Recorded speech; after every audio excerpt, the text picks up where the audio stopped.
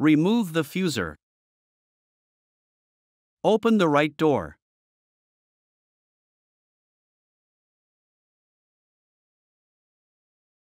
Squeeze the release levers on the handles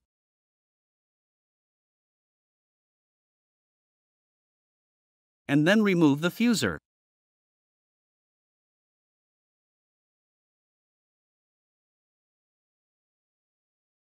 Recycle all materials. Install the new fuser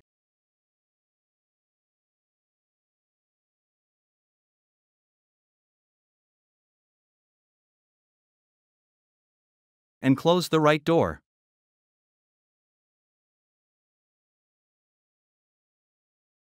Find more helpful videos on our HP Support YouTube channel.